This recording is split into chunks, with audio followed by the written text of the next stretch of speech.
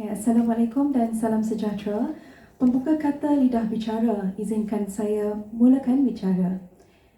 Semoga forum disambut ceria. Bismillahirrahmanirrahim. Assalamualaikum warahmatullahi wabarakatuh dan salam sejahtera diucapkan kepada Dr. Sakinah dan rakan-rakan yang dikasihi sekalian. Segala puji-pujian kehadrat ilahi dengan limpah kurnia dan izinnya dapat kita berkumpul bersama-sama dalam perbincangan forum kita pada petang ini. Sebelum kami memulakan forum pada hari ini, marilah sama-sama kita saksikan rakaman video yang telah disediakan oleh kumpulan 2 yang menunjukkan situasi dan perjalanan program yang telah kami jalankan. Mari kita saksikan.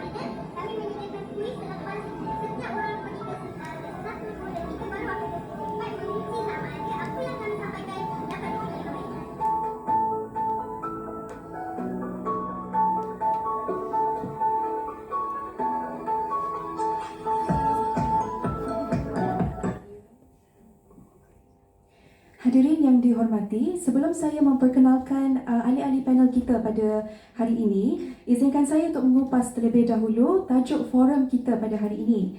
Tajuk forum kita pada hari ini berkisar tentang tema jenayah, iaitu diberikan nama sebagai Sexual Harassment is a Crime.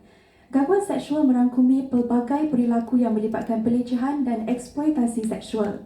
Gangguan seksual boleh terjadi di berbagai konteks termasuk di tempat kerja, di sekolah atau bahkan di rumah. Oleh hal yang demikian, kami percaya bahawa kita semua memainkan peranan yang penting untuk menciptakan lingkungan yang aman dan selamat untuk semua. Bagi menjayakan hasrat ini, kumpulan kami telah melaksanakan program Gallery Walk yang bertajuk Sexual Harassment is a Crime yang bertempat di Cafe College Harun Aminul Rashid pada tanggal 6 Disember 2023 pada jam 10 pagi hingga 1 petang, yang mana kami akan kupaskan dengan lebih mendalam di dalam forum ini. Baiklah, saya akan teruskan forum ini dengan memperkenalkan ahli-ahli panel kita pada hari ini. Saya mulakan dengan ahli panel yang pertama yang dikenali dengan nama Puteri Maisara binti Musa yang merupakan pelajar semester 6 ISMP Bahasa Melayu. Diteruskan pula dengan panel yang kedua iaitu Nur Laila Atika binti Abdul Rahman, pelajar tahun akhir ISMP Awal Kanak-Kanak. Apa khabar?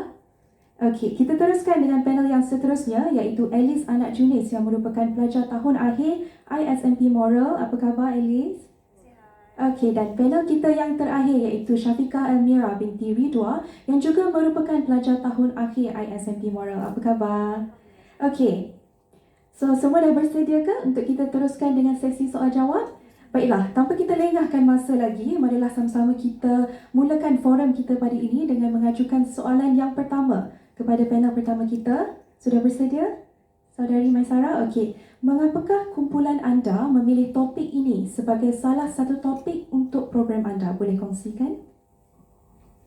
Pertama sekali saya nak ucapkan ribuan terima kasih kepada moderator kita yang cantik dan berseri pada hari ini. Dan juga saya nak ucapkan selamat datanglah kepada audiens-audiens kita, terutama sekali Dr. Sakinah. Okey, saya Puteri Maisara binti Musa akan menjawablah soalan yang pertama. Okey, soalannya berbunyi mengapa kumpulan kami memilih topik ini sebagai salah satu topik untuk program kami. Okey, kami memilih program ini iaitu isu gangguan seksual adalah kerana isu ni adalah dianggap tabu oleh masyarakat. Dan juga isu ni juga merupakan isu yang bukan lagi asing lah dalam masyarakat kita. Isu ni sudah lama ada, sekian lama.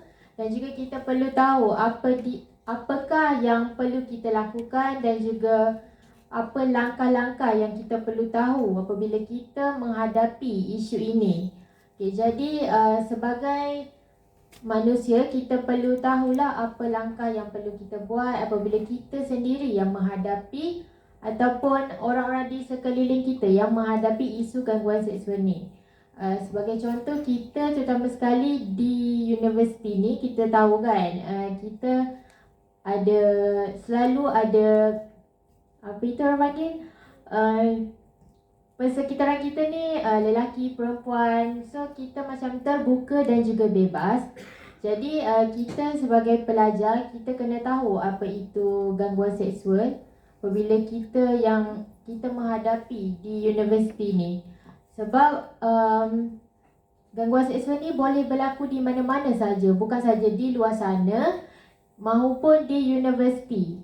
Sebab kita mendapati,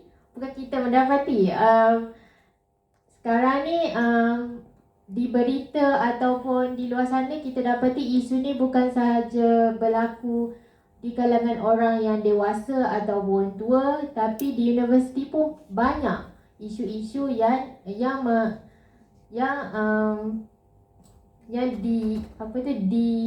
orang cakap boleh jadi gangguan seksual lah.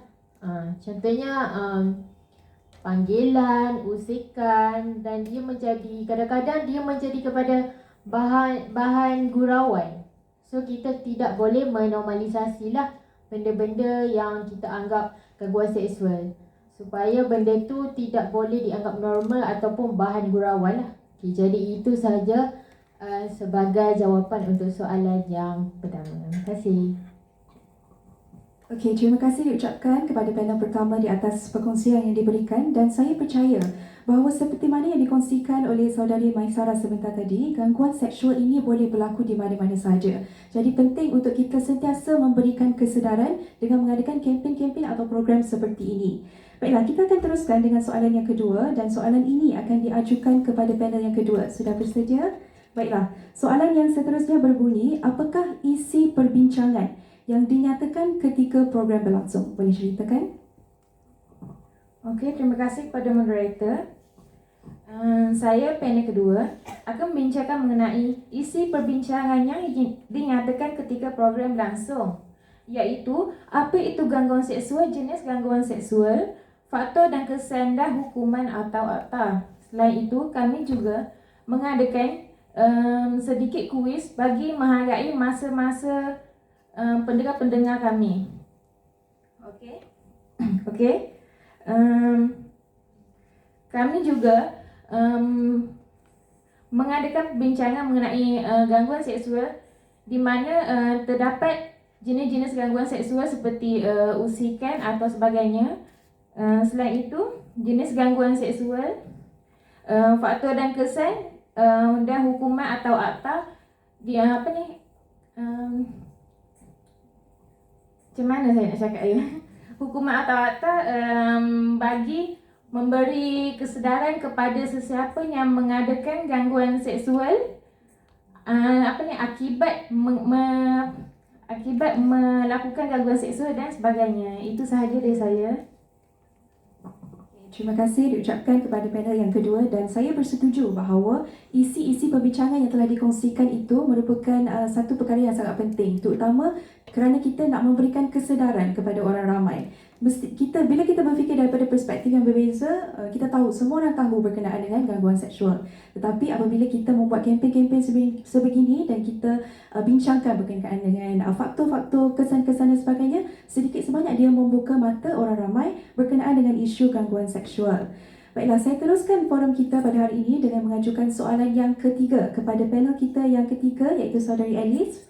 Okey, baiklah, soalannya berbunyi, Bolehkah anda kongsikan bagaimanakah sambutan orang ramai ketika program tersebut berlangsung dan apa yang anda lakukan untuk menarik orang ramai bagi mengikuti program tersebut? Boleh anda ceritakan? Okey. Terima kasih saya ucapkan kepada saudari moderator di atas soalan yang telah diajukan kepada saya. Okey, sambutan untuk program kami pada 6 Januari itu adalah sambutan yang memberansangkan. Walaupun pada 20 minit awal program itu berjalan kami belum mendapat audiens ataupun peserta, tetapi setelah itu datang peserta ke program kami. Kami memilih KIHAR sebab KIHAR itu adalah pusat yang banyak pelajar. Sebab KIHAR itu dia banyak tempat makan dan KIHAR juga banyak student dekat situ. Okey, sambutan sangat memberansangkan di mana pada awalnya kami expect dalam 25 orang yang datang. Tetapi syukur hari itu kami berjaya dapatkan peserta dalam 50 lebih orang. Yang terdiri daripada pelbagai kos, umur dan sebagainya lah. Okey, apa yang kami lakukan pada hari itu? Okey, sebelum program seperti biasa kita akan buat poster, betul? Kita akan buat poster, and then poster itu kami share di media sosial masing-masing, dan at the same time kami juga ada minta tolong rakan-rakan untuk sharekan juga di media sosial mereka dan juga share dengan kawan-kawan mereka, dan kami juga ada share poster itu dekat grup utama kita. Dan doktor pun ada tolong juga share dekat grup doktor yang lain. Itu yang membuatkan banyak yang datang jugalah. Okey, pada hari kejadian apa yang kami buat adalah untuk mendapatkan ramai lagi peserta itu, saya dan juga rakan-rakan saya lain kami bawa mic, speaker dan berkeliling dekat kawasan kafe dan juga hebahkan program kami pada hari itu. Jadi itu juga membantu peserta datang juga dekat program kami, dan kami juga ada menyediakan e-brochure di mana e-brochure itu dia lebih detail daripada maklumat yang dikongsikan di setiap stesen. Dekat stesen kami ada sediakan maklumat yang dalam bentuk poin dalam e-brochure kami detailkan lagi. So peserta yang datang dia akan scan QR code and dia boleh dapatkan maklumat melalui e-brochure tersebut. Okey, itu sahaja. Okey, terima kasih ucapkan kepada saudari Alice atas perkongsian, dan saya percaya bahawa bukan senang untuk kita memanggil orang ramai untuk bersama-sama mengikuti program pada hari tersebut. Tetapi atas usaha sama semua ahli kumpulan, kita sama-sama panggil, dan juga atas bantuan daripada pihak-pihak lain juga membantu kami untuk mendapatkan lebih ramai peserta untuk mengikuti program tersebut. Baiklah, kita teruskan dengan soalan yang seterusnya yang akan diajukan kepada panel yang keempat, iaitu saudari L. Anda sudah bersedia? Baiklah, kita juga ingin tahu apakah cabaran yang dihadapi semasa membuat persediaan program kesedaran. Boleh anda kongsikan? Okey, terima kasih moderator. Okey, di sini sepanjang program yang kami jalankan terdapat beberapa cabaran lah. Jadi saya akan kongsikan untuk beberapa cabaran yang kami hadapi. Yang pertama adalah suasana tempat. Seperti yang kita tahu, waktu program ini dijalankan seawal pagi pukul 10 pagi kan. Jadi waktu itu adalah waktu sibuk pelajar ingin pergi makan dan pulang daripada kelas, ada yang nak pergi ke kelas. Jadi kurang sambutan tu pada awalnya. Jadi dalam 20 minit awal kan kita kurang sambutan. Jadi dari situ secara tidak langsung sebenarnya di antara kami ni ada yang introvert, yang pemalu. Jadi cabaran yang seterusnya, secara tidak langsung kami yang antara kami yang introvert ni, kami keluar daripada zon selesa dan kami ambil mic dan speaker tu untuk berjalan mengelilingi kafe tersebut, dan kita promote program kita untuk datang ke booth kita, stesen-stesen yang ada, untuk kita kongsikan input-input yang boleh di-share beramai-ramai lah. Seterusnya cara penyampaian maklumat. Sebab pada mulanya kita kurang sambutan. Cuma dalam 2-3 kumpulan kecil sahaja yang datang untuk kita punya booth station by station. Kemudian apabila dah sambutan tu dah semakin ramai, jadi kita terpaksa pecahkan kumpulan tu secara besar, kumpulan yang besar. Jadi penyampaian kita perlu berbeza sedikit lah. Tidak boleh macam suara tu kita kena lebih kuatkan, dan juga cara penyampaian tu tidak boleh terlalu membosankan. Dan alhamdulillah kami semua satu kumpulan kita dapat lihat lah kan, kesemuanya menyampaikan maklumat-maklumat tersebut dengan cara yang tidak membosankan, kerana daripada feedback expression muka peserta-peserta kita pun, mereka lagi ingin tahu maklumat-maklumat yang kita sampaikan. Jadi itulah beberapa cabaran yang kita hadapi. Okay, terima kasih diucapkan kepada ahli panel yang keempat, dan saya tertarik sebenarnya untuk kongsikan berkenaan dengan keluar daripada zon selesa. Sebenarnya ia merupakan satu cabaran yang sangat-sangat besar untuk kumpulan kami, sebabnya ramai sangat yang pemalu dan introvert sebenarnya. Tapi disebabkan oleh situasi yang mendorong kita untuk mencuba sesuatu yang baru, ditambah pula dengan dorongan positif daripada rakan-rakan peserta yang lain, membolehkan kami untuk melihat situasi itu daripada perspektif yang berbeza, dan dalam pada masa yang sama kita belajar benda baru berkenaan dengan diri kita. Kadang-kadang kita tak tahu pun itu adalah kebolehan kita, tapi disebabkan program ini kami berjaya untuk merungkai ataupun melihat kebolehan diri kami daripada perspektif yang berbeza. Baiklah, kita teruskan dengan soalan yang seterusnya. Kita akan kembali kepada saudari Maisara, iaitu panel pertama kita. Okay, menurut anda, apakah impak program ini terhadap diri anda dan para peserta yang lain? Ya, terima kasih kepada panel kita, kepada moderator kita atas soalan tadi. Okey, menurut saya, apakah impak program ini terhadap diri saya sendiri dan juga peserta? Okey, bagi saya, program yang dijalankan ini akan menyedarkan masyarakat berkaitan salah laku gangguan seksual, terutama sekali di universiti lah. Sebagaimana yang kita cakap tadi, kami bertempat di Cafe KH yang merupakan ramai yang pelajar datang lah. Di samping pelajar, kita juga ada lecture pensyarah-pensyarah yang datang. So, jadi program ini kita dapat lebih luas lagi lah jalankan, bukan saja kepada pelajar maupun orang iaitu pensyarah lah yang lain-lain.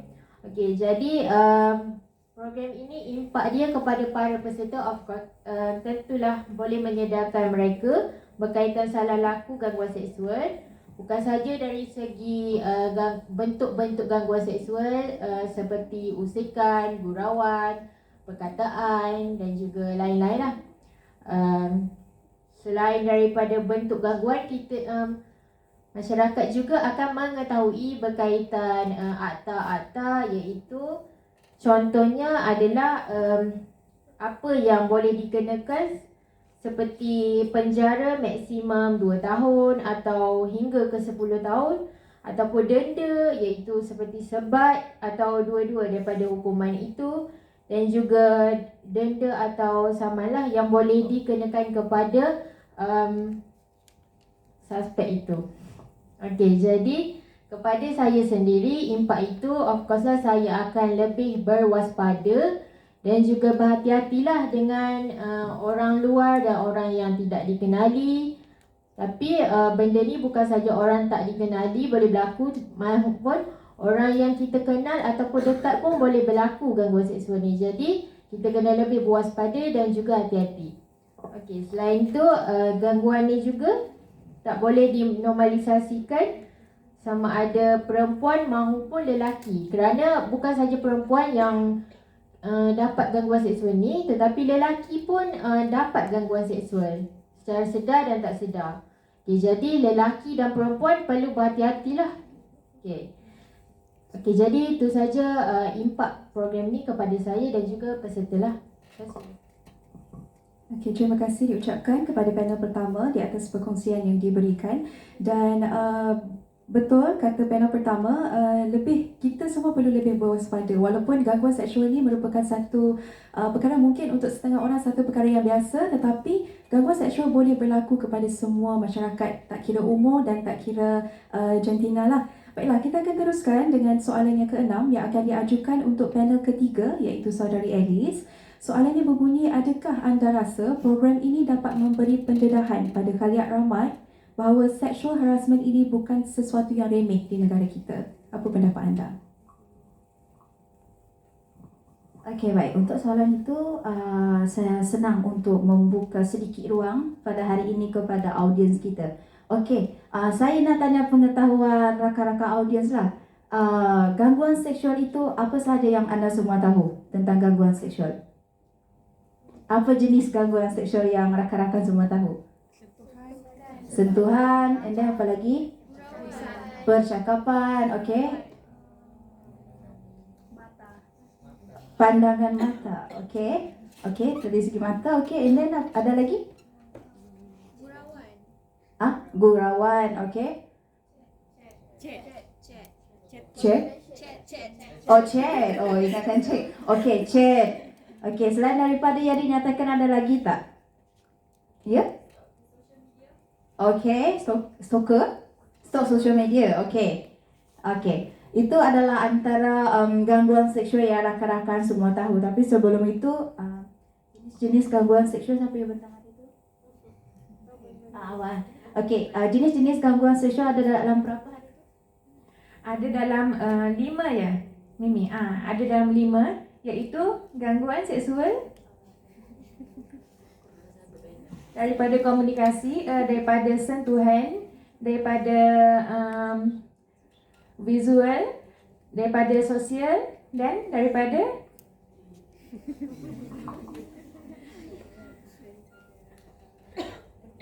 dan daripada perbuatan. Itu sahaja. Okey, itu adalah antara gangguan seksual yang kita patut tahu. Bukan hanya dari segi visual, dari segi perkataan, tetapi dari segi sosial dan sebagainya pun ada.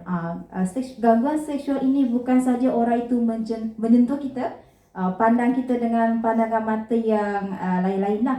Okey, apa kesedaran? Okey, untuk program ini, program ini kami buat di kawasan universiti. So maksudnya dia tak orang dari luar nak datang ke universiti agak susah lah, sebab disebabkan ada beberapa halangan. Okey, untuk program ini, walaupun program ini adalah program yang kecil, sebab kami tidak ada kekurangan dari segi kos untuk kami buat banner besar-besar dan sebagainya.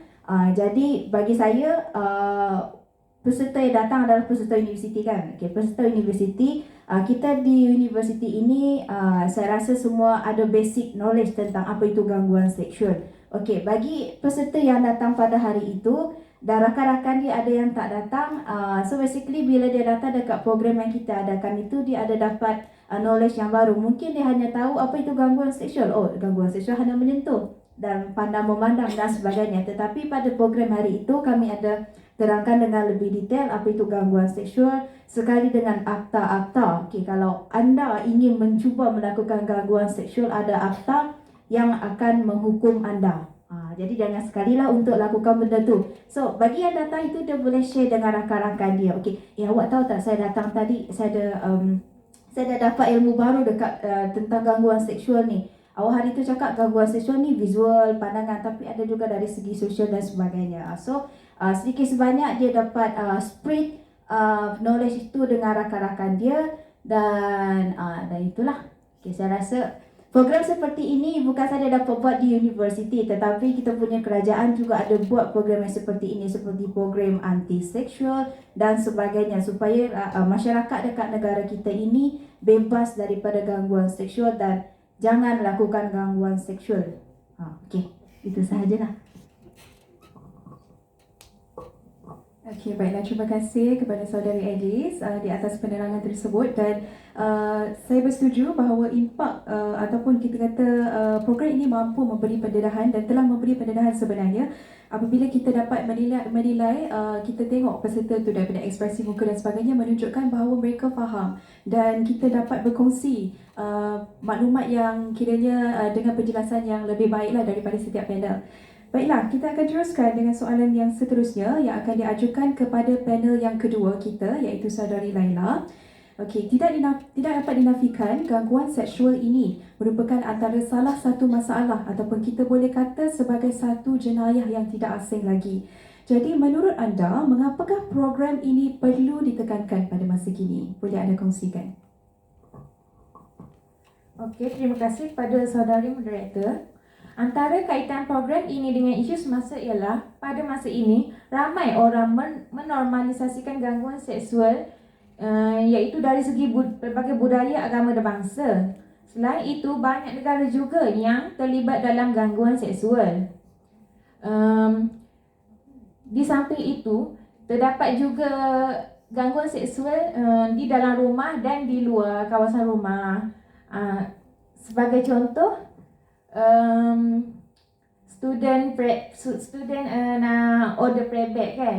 Lepas tu student perempuan order prebet lelaki, and then diorang buat gangguan seksual dalam kereta. Lepas tu, if prebet lelaki ni dia tak dapat customer, dia akan jadi customer kepada prebet perempuan dan melakukan gangguan seksual. Okey, program ini perlu ditekankan pada masa kini kerana ia dapat memberi kesedaran dan pendidikan berterusan. Malah dapat memberi kesedaran kepada orang ramai. Itu sahaja dari saya. Okey, baiklah, terima kasih ucapkan kepada saudari Laila, dan saya bersetuju bahawa sebenarnya ramai yang menormalisasikan gangguan seksual ini. Disebabkan itulah ramai yang mengambil ringan berkenaan dengan kesan yang akan diterima oleh mangsa yang terlibat dalam kes gangguan seksual ini. Baiklah, kita akan teruskan forum ini dengan soalan yang terakhir yang akan diajukan untuk panel keempat kita, iaitu saudari L. Apakah harapan anda terhadap program ini dan harapan anda untuk sexual harassment sendiri? Boleh kongsikan.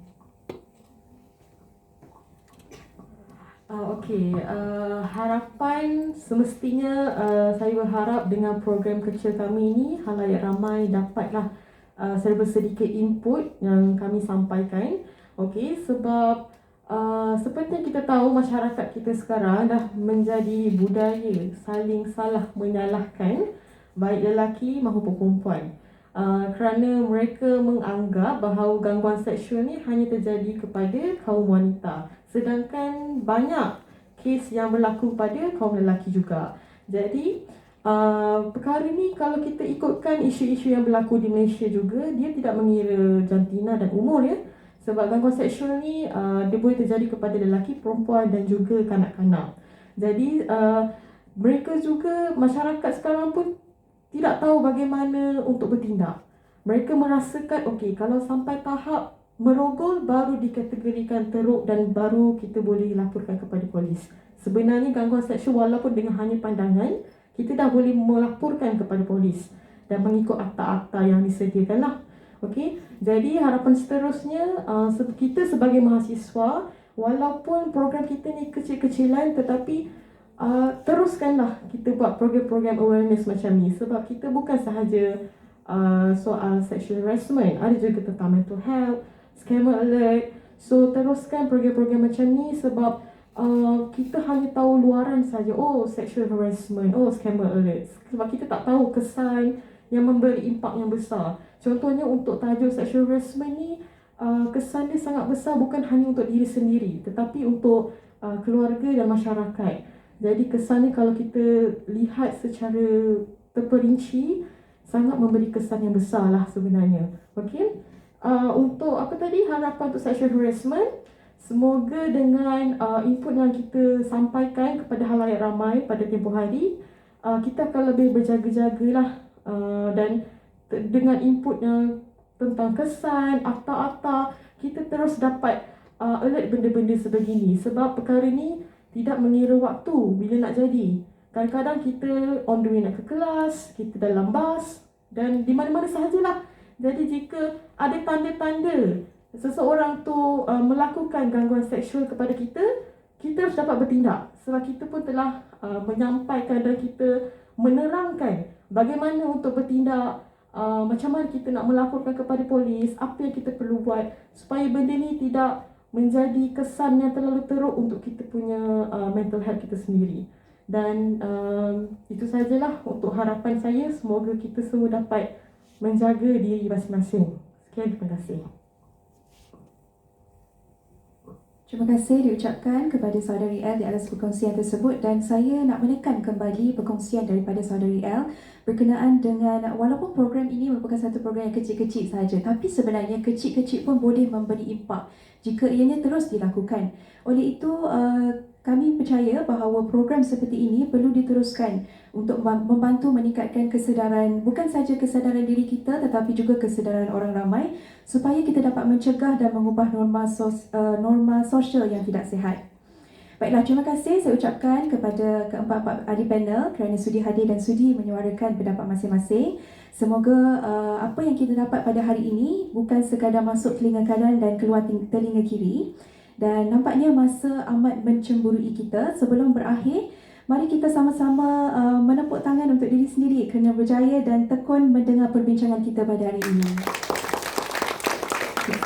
Terima kasih. Sebelum mengakhiri bicara forum kita pada hari ini, terimalah serangkap pantun yang berbunyi, lautan itu dunia, bahtera itu kita. Kemudi itu agama, peliharalah bahtera daripada karam di lautan dunia. Sekian saja untuk hari ini. Terkasar bahasa, tersilap bicara, mohon dimaafkan. Sesungguhnya yang baik itu datangnya daripada Yang Maha Pencipta, yang kurang itu datangnya daripada keikhlafan kami sendiri. Wallahualam, saya akhiri forum ini dengan Assalamualaikum warahmatullahi wabarakatuh. Terima kasih.